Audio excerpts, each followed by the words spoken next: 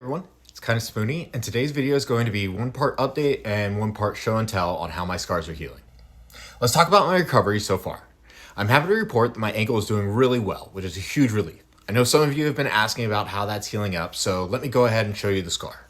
As you can see, it's coming along. This has been a big part of my recovery, and it's amazing to see how much progress I've made since Dr. Aceto repaired the joint 5 months ago. Okay, next up are updates. Recently I had some imaging done, and it turns out I've got a torn ligament at the bicep and labrum in my right arm.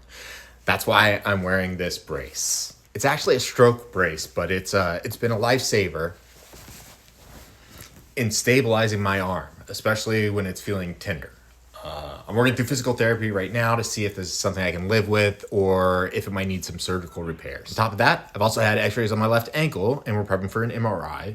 And in just a few months, I will be getting ready for surgery to repair the damage, which is pretty similar to what we did in my right ankle. It's not a small procedure, but after seeing how well my right ankle is doing, I'm optimistic.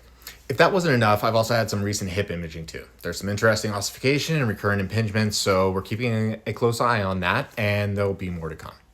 It's all part of the ongoing process of repairing my body after being a Marine with hypermobile Ehlers-Danlos syndrome. Now, last thing for my fellow zebras out there, you probably know that we have a tendency for poor wound healing. For those of you who may not know and who want to make sure that your medical team is aware, here's a quick rundown of what you should keep in mind.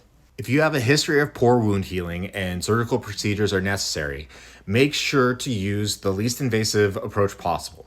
Close dermal wounds with tension using at least 2 layers. Leave stitches in place twice the usual duration. Protect the wound for 3 to 4 weeks and avoid stretching of newly closed wound with adhesive tape, steri strips, or glue.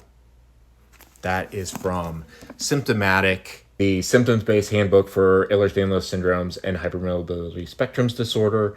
And this is available on Amazon. It is pricey, but very, very helpful.